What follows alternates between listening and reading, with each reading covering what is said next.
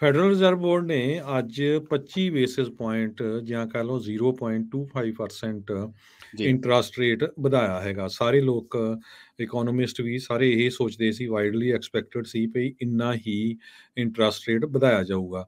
ਜੀ। Federal Reserve board ਦੇ chairman ਜਰੋਮੀ Powell ਨੇ ਪ੍ਰੈਸ ਕਾਨਫਰੰਸ ਦੇ ਵਿੱਚ ਦੱਸਿਆ ਆ ਵੀ ਜਦੋਂ ਤੱਕ ਇਨਫਲੇਸ਼ਨ ਅਸੀਂ ਨਹੀਂ ਜਿੱਤਦੇ, ਇਨਫਲੇਸ਼ਨ ਨਹੀਂ ਘਟਦੀ, ਹੂੰ, ਹੂੰ।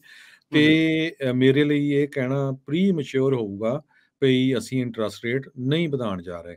ਸੋ ਜੀ। ਇਹ ਉਹਨਾਂ ਨੇ ਗੱਲ ਜੋ ਆ ਉਹ ਓਪਨ ਰੱਖੀ ਆ। ਸੋ ਇਹ ਵੀ ਉਹਨਾਂ ਨੇ ਕਲੀਅਰ ਕਹਿ ਦਿੱਤਾ ਵੀ ਸੰਨ 2023 ਚ ਇਹ ਐਕਸਪੈਕਟ ਨਾ ਕਰਿਓ ਵੀ ਜੋ ਇੰਟਰਸਟ ਰੇਟ ਆ ਉਹਦੇ ਵਿੱਚ ਕੱਟ ਹੋਊਗਾ। ਸੋ ਹੋ ਸਕਦਾ ਹੂੰ, ਆਉਣ ਵਾਲੇ ਸਮੇਂ 'ਚ ਇੱਕ ਅੱਧੀ ਵਾਰੀ ਹੋਰ ਇੰਟਰਸਟ ਰੇਟ ਵਧੇ।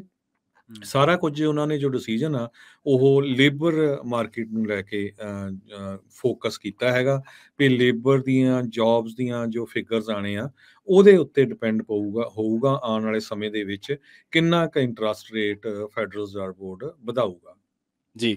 ਰੁੱਖ ਕਰਦੇ ਹਾਂ ਫ੍ਰੈਜ਼ਨੋ ਦਾ। ਫ੍ਰੈਜ਼ਨੋ ਦੇ ਵਿੱਚ ਫਾਇਰ ਡਿਪਾਰਟਮੈਂਟ ਨੇ ਇਹ ਜਾਣਕਾਰੀ ਦਿੱਤੀ ਹੈ ਕਿ ਉਹਨਾਂ ਨੂੰ ਫਾਲਸਟਨ ਤੇ ਐਲਿਜ਼ਾਬੈਥ ਜਿਹੜਾ ਇਲਾਕਾ ਵਾ ਉੱਥੇ ਸੱਦਿਆ ਗਿਆ ਸੀਗਾ ਤੇ ਉੱਥੇ ਬਹੁਤ ਭਾਰੀ ਇੱਕ ਅੱਗ ਲੱਗੀ ਸੀ ਤੇ ਫਾਇਰ ਫਾਈਟਰਸ ਨੂੰ ਇਸ ਅੱਗ ਤੇ ਕਾਬੂ ਪਾਉਣ ਦੇ ਲਈ ਕਾਫੀ ਮੁਸ਼ਕਲ ਕਰਨੀ ਪਈ ਸੀ। ਇਹ ਅੱਜ 3:30 ਵਜੇ ਦੀ ਘਟਨਾ, ਪੌਣੇ 4 ਵਜੇ ਦੀ 3:45 ਦੇ ਟਾਈਮ ਇਹ ਜਿਹੜੀ ਅੱਗ ਲੱਗੀ ਹੈ।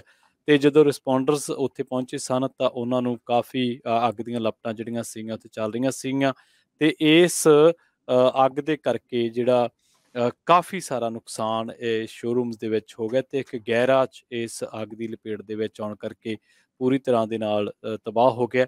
ਆਫੀਸ਼ੀਅਲਸ ਨੇ ਇਹ ਦੱਸਿਆ ਕਿ ਜਿੰਨਾ ਵੀ ਕੁਝ ਗੈਰਾਜ ਦੇ ਵਿੱਚ ਪਿਆ ਸੀ, ਇਸ ਬਿਲਡਿੰਗ ਦੇ ਵਿੱਚ ਪਿਆ ਸੀ, ਉਹ ਸਾਰਾ ਕੁਝ ਅੱਗ ਦੇ ਨਾਲ ਸੜ ਕੇ ਤਬਾਹ ਹੋ ਗਿਆ ਤੇ ਇਹਦੀ ਜਿਹੜੀ ਇਨਵੈਸਟੀਗੇਸ਼ਨ ਹੈ ਇਸ ਘਟਨਾ ਦੀ ਉਹ ਜਾਰੀ ਹੈ।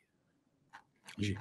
ਅਗਲੀ ਖਬਰ ਵੱਲ ਚਲੀਏ। ਟੌਮ ਜਿਰਾਰਡੀ ਇੱਕ ਬਹੁਤ ਹੀ ਡਿਸਗ੍ਰੇਸਡ ਐਲਏ ਦਾ, ਲਾਸ ਐਂਜਲਸ ਦਾ ਲਾਇਰ ਆ। ਜੀ। ਰੀਅਲ ਹਾਊਸਵਾਈਵਸ ਦਾ ਸਪਾਊਸ ਵੀ ਆ। ਉਸ ਨੂੰ ਫਰਾਡ ਚਾਰजेस ਦੇ ਵਿੱਚ ਇੰਡਾਈਟ ਕੀਤਾ ਗਿਆ ਹੈਗਾ।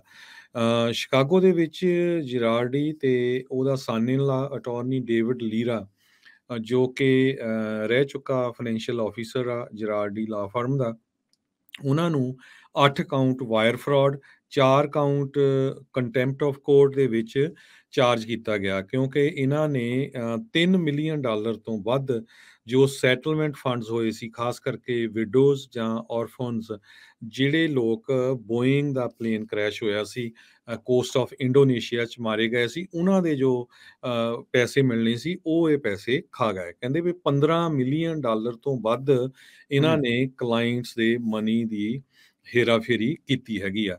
ਸੋ ਜੀ। ਇਹ ਸਾਰੇ ਉਹਨਾਂ ਦੇ ਉੱਤੇ ਚਾਰजेस ਲਾਏ ਗਏ ਸੀ ਤੇ ਹੁਣ ਉਹਨਾਂ ਨੂੰ ਇੰਡਾਈਟ ਕੀਤਾ ਗਿਆ ਹੈਗਾ।